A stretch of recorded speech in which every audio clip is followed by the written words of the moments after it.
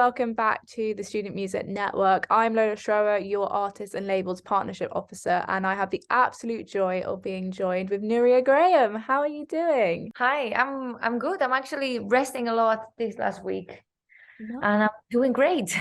Yeah, is it a time of rest for you? Have you had like a busy couple weeks before? Yeah, it is. We were in the United States for 3 weeks. I just got back last week, and it's been like this difficult week of just going back home and mentally resting and physically resting and all of that. Well, where are you joining us from now? Are you in Spain? Yeah, this is I'm at home. I live in La Bisbal d'Empordà, which is like a little town near La Costa Brava. I want to talk a bit more about your music, and I think this your love of nature and being by the sea might come into play with some of the questions that I've got for you. But first of all, let's celebrate the fact that you have a new album out. It's called Cyclamen. Massive congratulations. How does it feel to have a new body of work out there?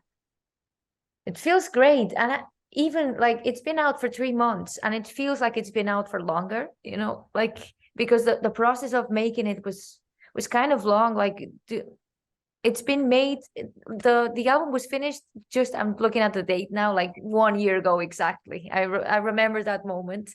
And yeah, it does feel great, because after all the process, and especially because I was very lonely in a way during the process, especially when I was making the songs at home and doing all the demos. So now getting to share the songs, playing them live, being with people, basically, it's a good feeling, and I'm quite happy about the process. Now, before we really delve into music, I want to ask a bit about your heritage. So you're half Irish and half Catalan. Yeah. And obviously both of those two different cultures are very festive, very fun, cheerful, but they also are quite rooted in a want to stand on their own, and they've got a lot of resilience as places. Would you say that naturally perhaps you and your music reflects that heritage, or would you say that it's just something that is a part of those places and that you perhaps have no actual connection to, or what would you say? Yeah, I mean, I'm sure it's an influence in a way. And even you said that, and we always laugh because my family, also, like, my other surname is from the Basque country, but they're from the south of Spain. But anyway, I have like a big mixture of very like strong people, the Catalans, the Irish. I feel like I'm actually a super calm and Pacific person. But yeah, this resilience thing, I guess it's somewhere, but I guess that when I make music, because I never planned this, like it's not like I was like, I'm gonna make music or make songs. And the feeling I have when I write is that I'm just like doing something that it's not even mine. This is the feeling I have, so it's like a very strong force. And I guess that following this, it's a resilient thing to do, because sometimes following the instinct is a very hard thing to do. And the fact that I started doing this and I'm still doing it, it's kind of, sometimes it's even surprising for me. It's like, why am I doing this? But I guess I just have to do it. There's like a strong thing that, okay, this is what I believe to be a good way to live our life. I believe that music is a good way to go through it. Life can be a lot of things, but if you live through it by music, it can turn like very beautiful, I think. Were you always interested in being a folk / pop musician, or was that something that came perhaps of like age and your interest developing perhaps with words and literature and things like that? Style wise, you never really know why you're doing what you're doing. No, I'm not a very organized person. When I'm making a record, I don't feel like, oh, I'm gonna do this style of music or the other one. It's just that the instruments that I have around me are the ones that end up deciding what it's gonna sound like. Oh, sorry, my cat is Oh, here. it's so cute. I saw your cat earlier in the back, and I was like, oh, the cat. But yeah, I guess that when I started making songs as such, my influences were my influences at the time. But I've always been very interested in many styles. I think that I don't have a concrete style that I prefer. It's just that some songs just bring me someplace else. And this has happened since I was a kid, when I was at the back of the car with my parents and they listened to, I don't know, there was a guitar player, like experimental music guitar called Michael Hedges, which I loved that when I was, I don't know, I was a kid, and it brought me to some place of my mind that was it was like a nice place to be. And I wasn't conscious at the time, but I was like, I want to go there, whatever it is, and you can go there through a pop song or through, I don't know, a song from the movies or whatever, I feel like songs are the most pure form, however you do it, it's like a very pure thing. I agree. Can we talk about The Catalyst? That's one of my favorite songs on the album. I want to focus perhaps on the process of your work. I think there's really beautiful jazzy vocal melodies in the Catalyst. So I want to know, do you write the melody lines do you write the melody and then do you attach lyrics to it, or are you the kind of songwriter who will sit down, write loads of lyrics and then think of the melody, or is it music first? I want to know how your mind works when it comes to a song like Catalyst. Yeah, I love knowing that from other people also. It's like, Yeah. how did you do it? Because it's such a mystery, Yeah, I wish I knew really. Like, in the case of this song in particular, the chords were like, because they're super fun to play, it's only 4 chords. It's not even because it's a melody, but it's also like I'm talking in this song, it's not like a very I have other songs that are more difficult to sing or more melodic. And in this case, I had the chords and I knew how it was going to be like, but the lyrics didn't come until many months after. It was actually after a therapy session. I was going to the therapist at the time because I was going through non-resolved grief in a way. And this song talks about that. And it was like something that was trapped inside, and the catalyst is more like it's this figure that you get all this energy, the dark, the good one, all the energy of all of the people, and I sometimes feel like I am this person who turns the energy but this is why I said that I'm a Pacific person, and I'm like, okay, I try to be optimistic, and the catalyst maybe sometimes is a bit this person.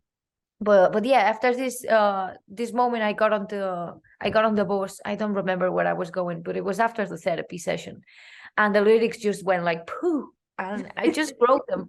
But I didn't even know, I didn't know what they meant at the time. And right now it's a good moment because I'm singing those songs a lot, and I'm rediscovering the lyrics when I sing them, because they still feel like a bit of a mystery to me, which is why it's fun, because if there wasn't this mystery or a game thing, it wouldn't be so fun, to do. It's like I love that you see your lyrics and your music as still a mystery even to you. I think that's really cool, because then I kind of feel like it kind of takes the pressure off you, the pressure off the listener, and instead of, you can think you have an idea of what's going on, but you can also just enjoy the music for what it is. I do want to ask, what's your recording process like? So are you in a studio? Are you more of an at-home studio kind of person?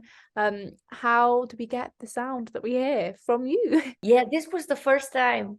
It's always that I've always wanted to do this, but I didn't have kind of the energy or the balls to do it. But it's the first time that I've produced it on my own. So most of the things, basically the skeleton of everything, like the pianos, the guitars, and all of the basic melodies of the voice, then I re-recorded them. But everything was made in this living room, on the piano back there. And I didn't have a lot of gear, so it was just like 2 microphones and my computer, and not a lot of things. I had the good help of a sound engineer who happens to be my neighbor, which was a great help. That's wonderful. And we mixed the album together. But yeah, basically all of the songs and the process was probably the same. I always used to record demos of songs at home, but I never finished them, because then I went to the studio and I worked with other people. But in this case, I had to do the big effort to finish things because it was only me. So it's been a difficult process, but also it's been nice to see that this product, because always the production thing is like this big thing, you know, the producer, and I felt like I always needed some help. And it's been nice to see that I do need some help, because you never do things on your own. But the fact that I decided the direction, I decided which instruments I wanted, which arrangements, and I only had to call somebody to help me to write some lines, for example, or obviously all the people who play the instruments. But it's been very nice to see that if you follow your instinct, it's also like a very good option, you know, because you can make it happen yourself, you know, and I really like that. That's the thing, that even if it feels scary, because I had like great moments of, oh my God, of inspiration. And then it's like, what am I doing? But I think it's quite good to go through this process, because then you can face your own things that maybe things that you don't like about yourself, or things that you can do better, you know. But if you don't do this, if you don't find yourself in this situation, then you keep doing probably the same mistakes all over again, you know. And this is why it's been so fun. Probably the next record, I'm not gonna make it the same way, you know. I'm gonna work in another kind of setup. But it's nice to do it, because you learn things about yourself, and you learn what do you need, you know, or who do you need. Or it's very important to surround yourself with the right people, you know. Can I ask if we can focus on one of these lyrics that really caught my eye? There's I think there's a certain humor in some of the lyrics, and I want to make sure I get it right. But there's also a bit of like a disturbing moment at times. One of them is, "At least I'm not on fire. Thought of my last girlfriend. She was murdered in an accident." Now, is that when you're saying like a loose stream of consciousness, or is that like what is this kind of juxtaposition we have, whereas a bit of humor, and then there's like those kind of lyrics where you have to think, should I laugh? Should I be like, or should I be worried? I know. Yeah, sometimes I think that this represents my character a lot, because especially when I talk in English, I have like a whole new character, you know. It's and I'm sometimes funny, but sometimes it's like, but the kind of humor is weird, you know. And No, I love it. It's giving Villanelle. Have you ever watched Killing Eve? no, I haven't. I have to, but It's I've giving never... Villanelle. Like those lyrics are very like funny, but you're also a bit worried about what's going on. Yeah, it's like the whole album. Like it sounds optimistic. Sometimes there's funny things, but it talks about like a natural catastrophe. Yeah. So it's like, yeah, what is wrong with you? But in this case, it's funny that you asked, because I'm surprised. These lyrics are quite surprising, because it's like Goldfish was an old song. I've had it for 5 years, I think. The idea, no, it didn't sound like this at all. It was like a guitar.